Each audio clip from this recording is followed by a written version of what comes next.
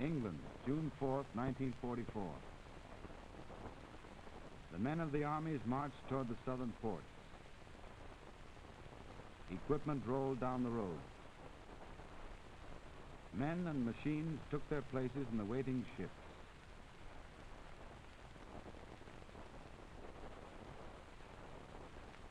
The men were British, American, Canadian, some of them veterans of Africa, Sicily, and Italy, some new to battle.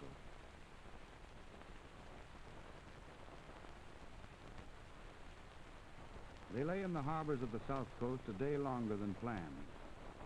The invasion had been scheduled for June 5th, but bad weather in the Channel had caused a postponement.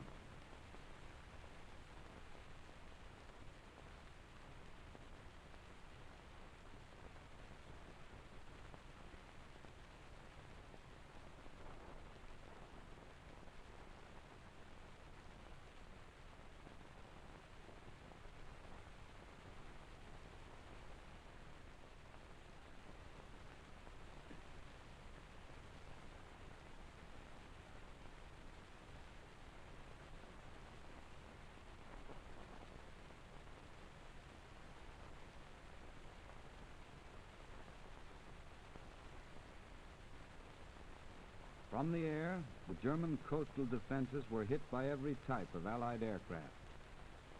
As a climax to the terrible punishment to the German power dealt by our air forces in the months leading up to D-Day, pillboxes, minefields, coastal guns, bridges, ammunition dumps, radar stations, tank depots, road convoys, railroad trains going to and coming from Normandy were pounded without pause.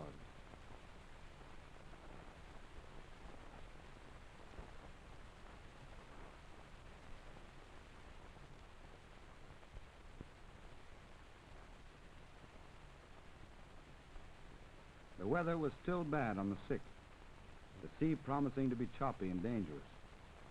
But the order was given, and the ships put out of the ports toward France.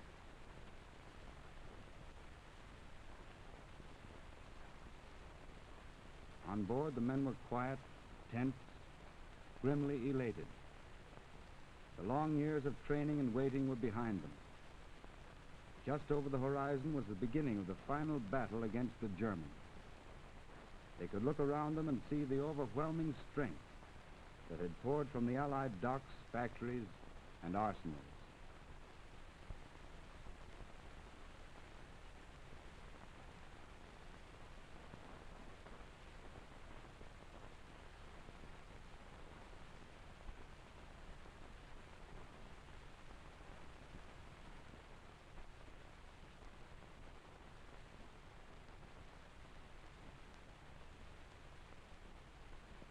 General Eisenhower's order of the day was distributed to every man on board the invading armada.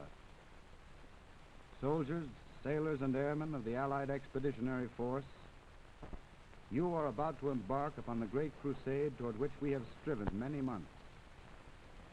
In company with our brave allies and brothers in arms on other fronts, you will bring about the destruction of the German war machine, the elimination of Nazi tyranny over the oppressed peoples of Europe, and security for ourselves in a free world. Your task will not be an easy one. Your enemy is well-trained, well-equipped, and battle-hardened. He will fight savagely. But this is the year 1944. Much has happened since the Nazi triumphs of 1940 and 41. The United Nations have inflicted upon the Germans great defeats in open battle, man to man. Our air offensive has seriously reduced their strength in the air and their capacity to wage war on the ground. I have full confidence in your courage, devotion to duty, and skill in battle. We will accept nothing less than full victory. A screen of naval vessels, from battleships to PT boats, guarded the convoy across the Channel. Back in Britain, paratroopers marched out to their planes and embarked for the trip to Normandy.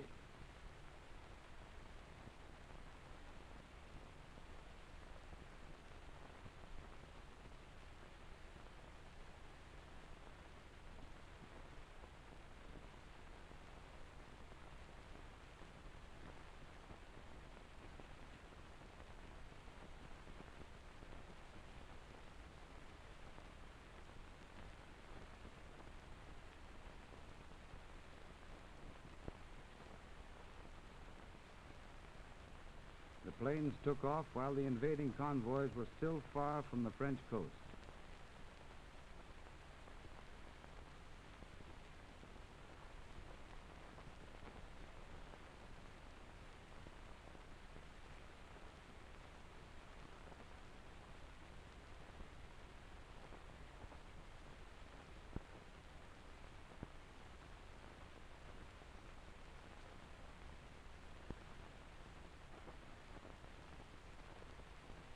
As the ships moved toward the opposite shore, the men on them could see a procession of aircraft preceding them in the early light.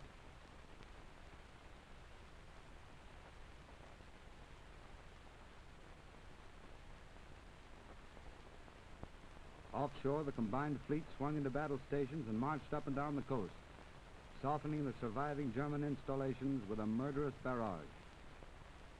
Our losses were not as heavy as expected.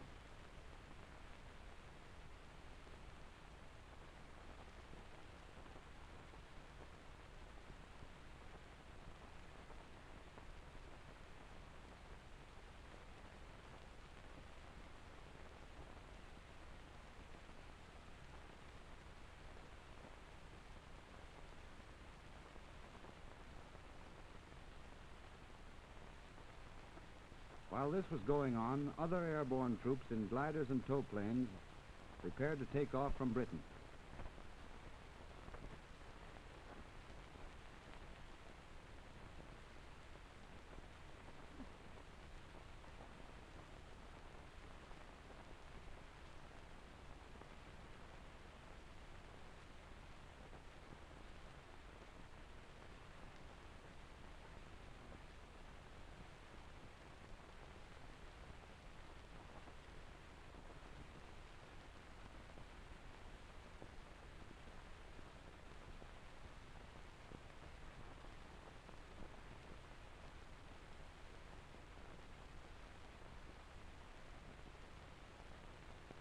One by one, the tow planes lifted the heavily laden gliders into the sky.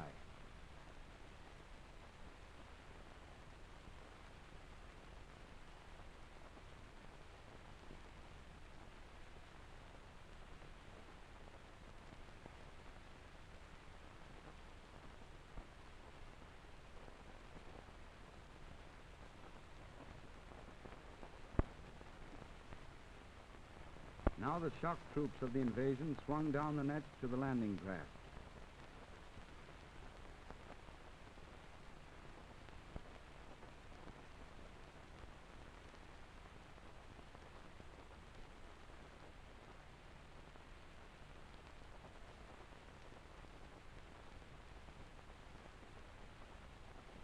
Bombers continued their assault on the beach.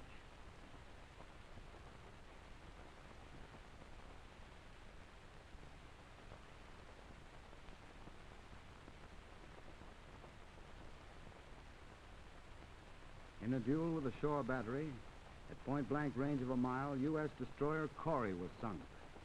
A moment later, the battery that had hit it was itself put out of action by a salvo from the destroyer Fitch.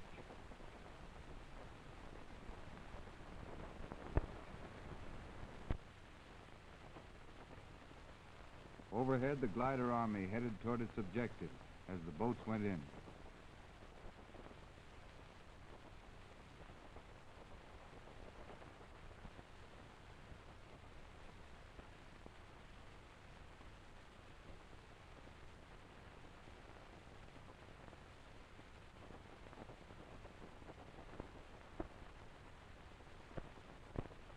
From the air, ships could be seen stretching for miles in the choppy water along the coast.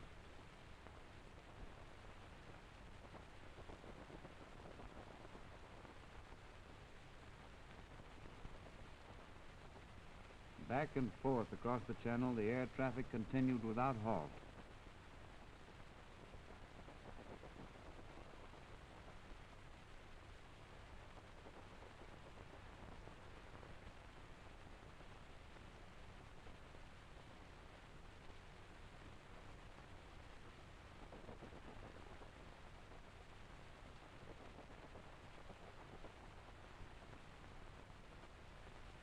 Rocket ships added their weight to the destruction of the beach defenses.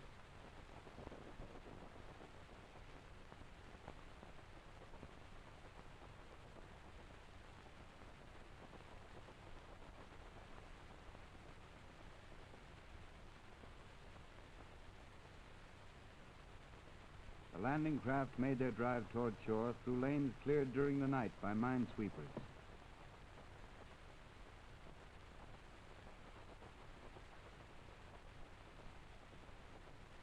Until the last possible moment, our planes hit at the enemy on the shoreline.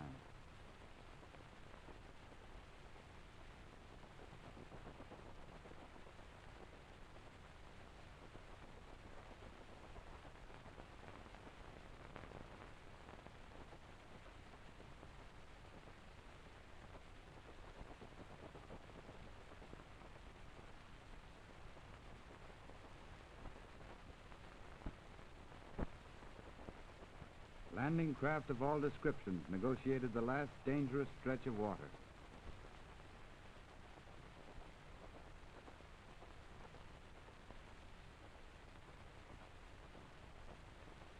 The Air Forces did not neglect targets inland. Everything that could hinder our advance was subject to attack from the sky.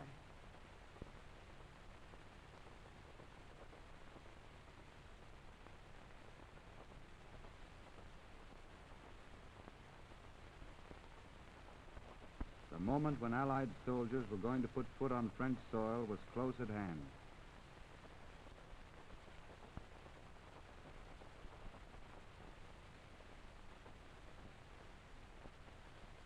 To make the foot soldiers' job easier, our planes struck at roads and transport, leading up toward the threatened coast.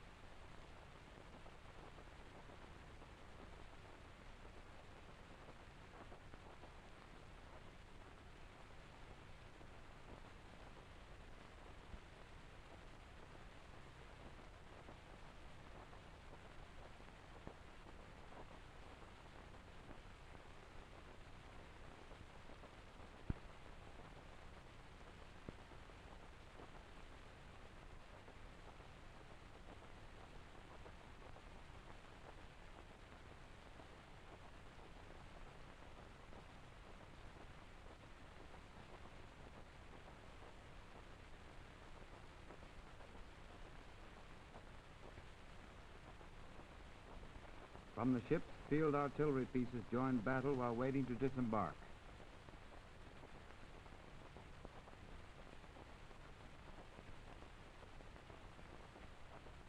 The men in the landing craft tensed for the impact of the moment when they hit the beach.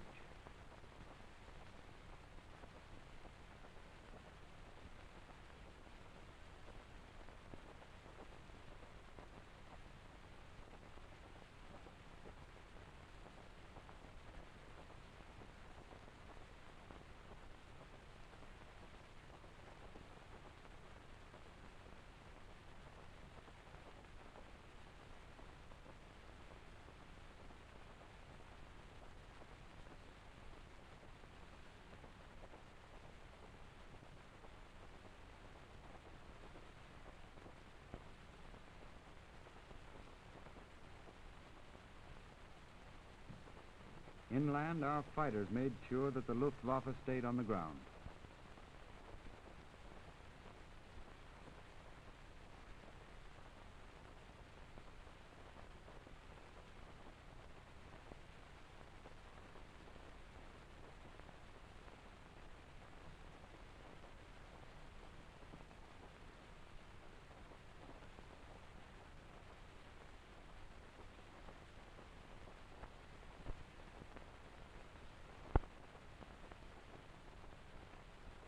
A few hundred feet ahead lay France.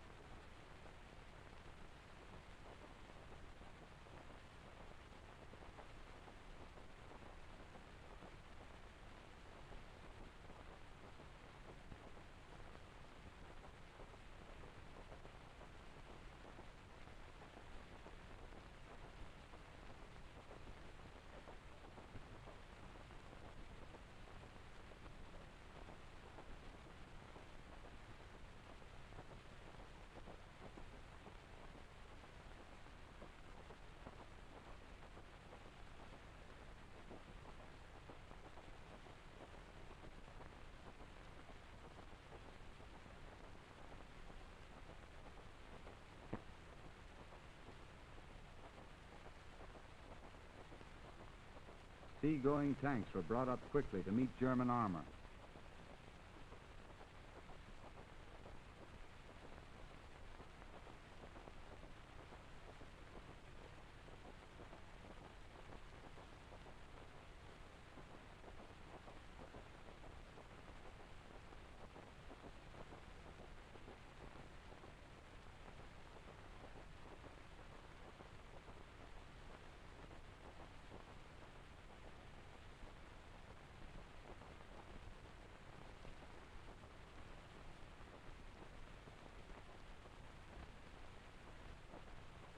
More men stepped onto the continent, into the fire of enemy guns that had survived the preliminary bombardment.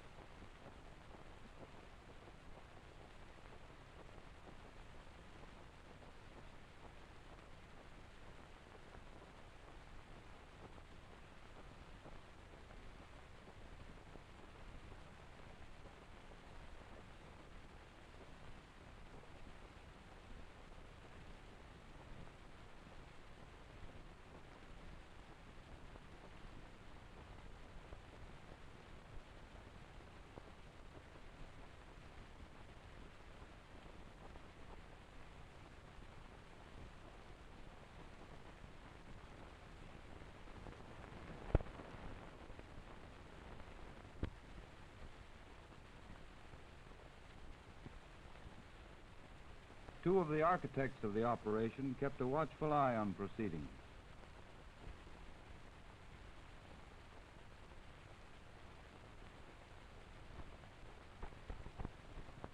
And a well-known soldier boarded a naval vessel early in the affair.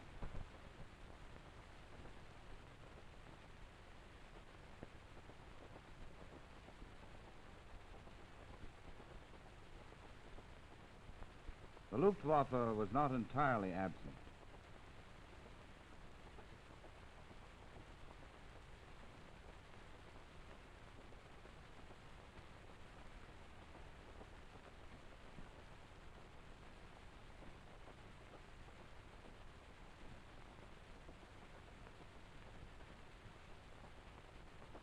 Heavy supplies were landed quickly on the beaches.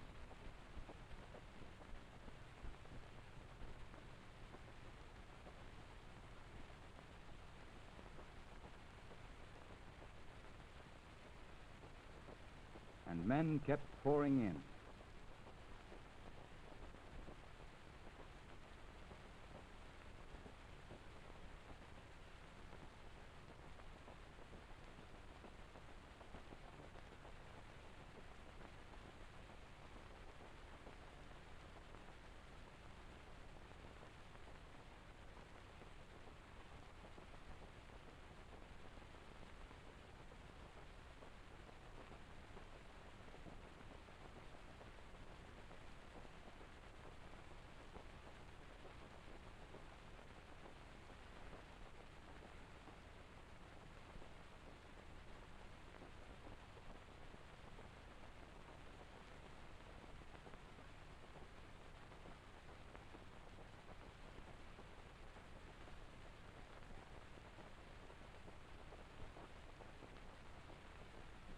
The unloading went on swiftly.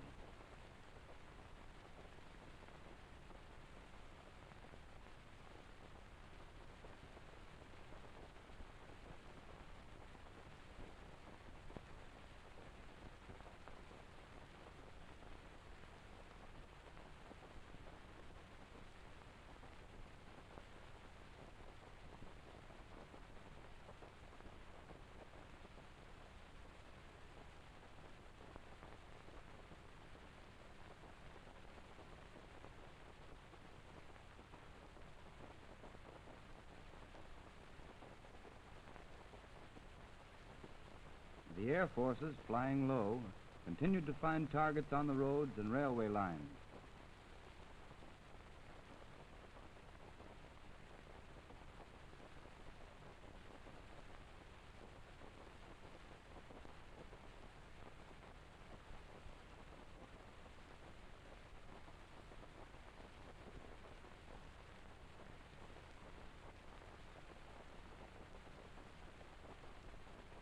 On fields inland, The gliders had landed and discharged their cargo.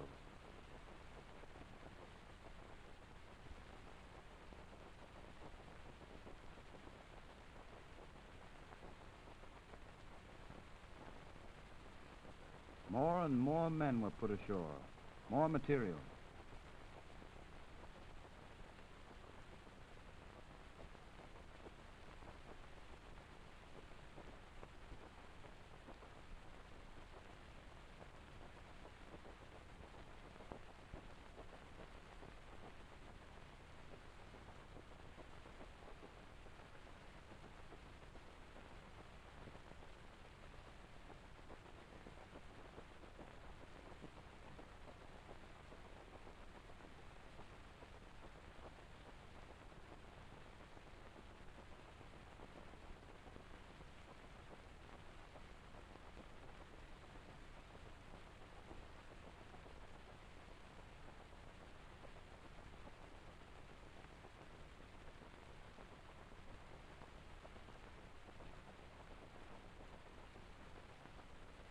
German fire brought down Allied soldiers, but others kept on.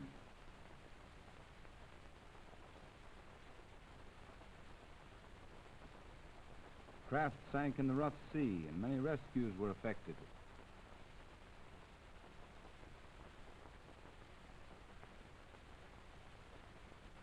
Fires dotted the battlefield, but the work of securing the beachhead went on.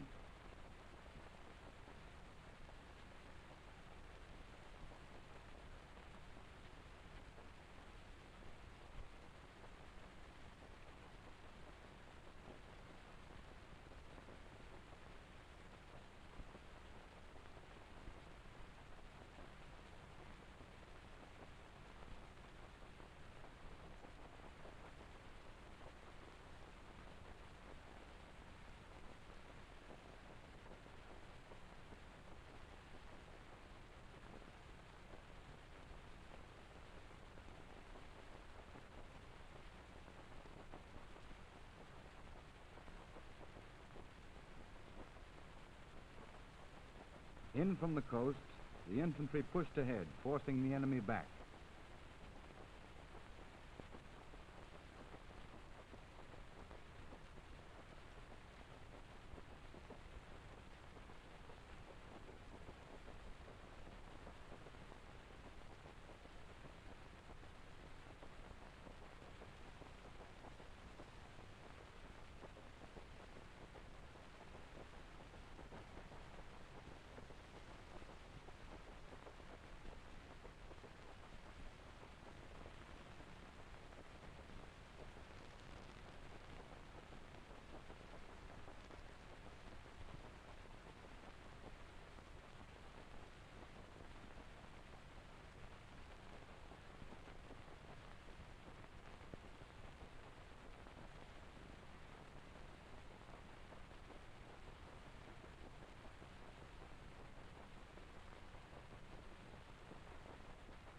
Tanks rolled up to support the advance.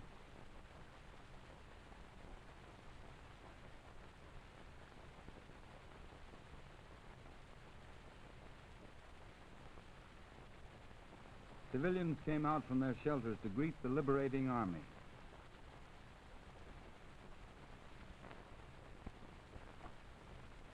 Savage street fighting took place at many points.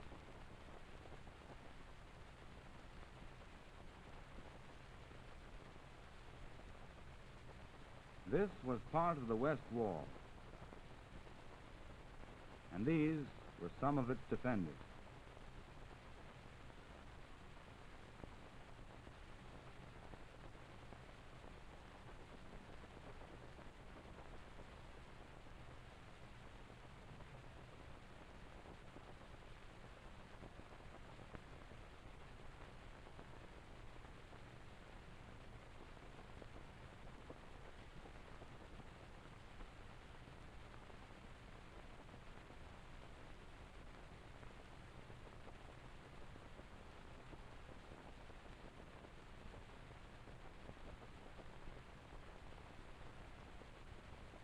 The troops worked their way in, collecting prisoners on the roadside.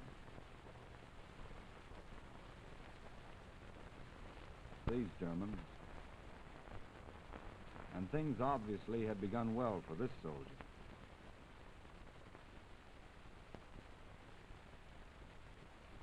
German troops seemed to come in all qualities.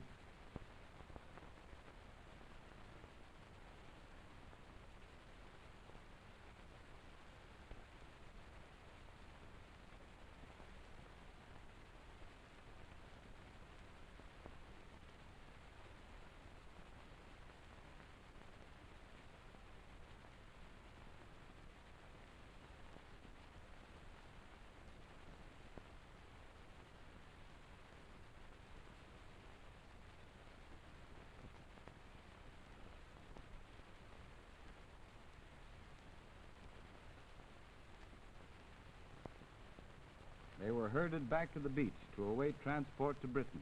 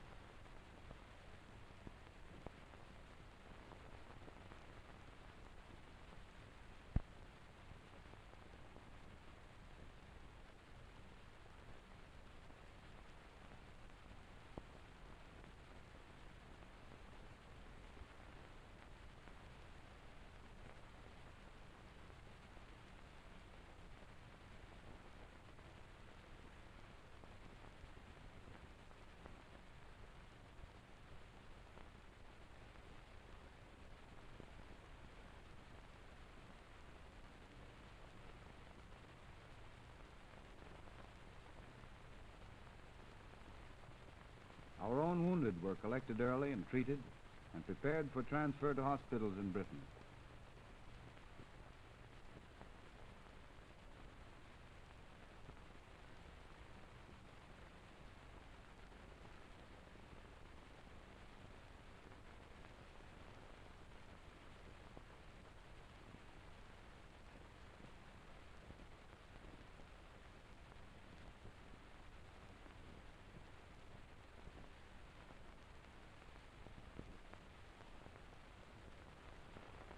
Back across the channel, survivors picked from wrecked craft in the sea were checked and cared for.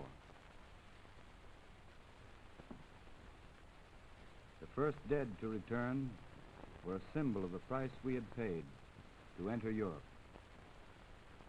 German officers seemed downcast and sullen.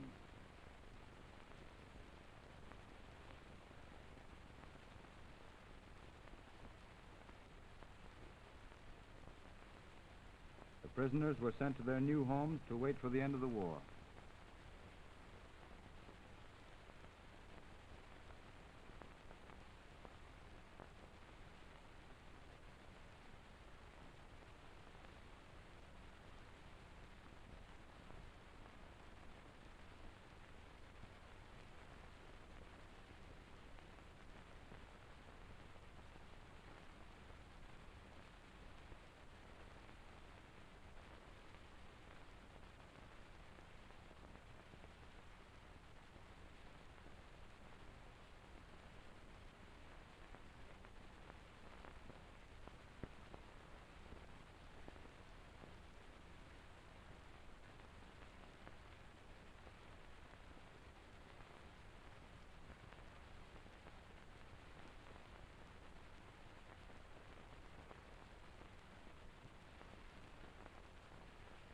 On the French side of the channel, the work of consolidating the beach went on.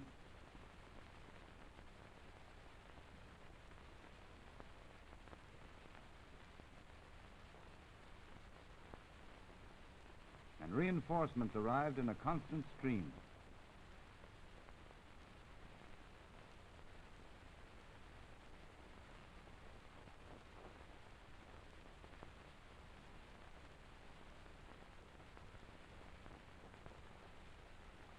Engineers worked on clearing the beaches.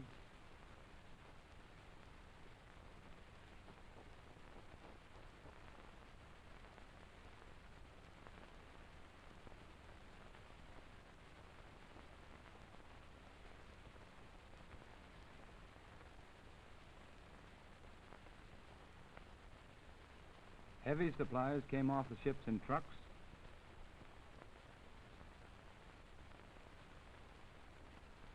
and tanks in ever-increasing numbers came ashore and started work.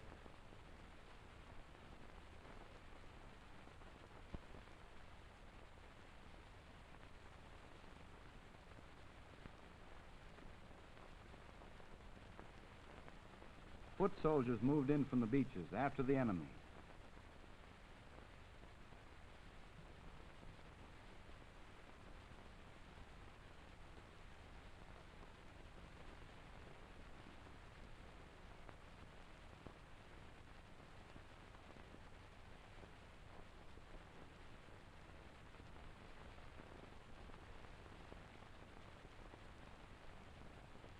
Towards Berlin.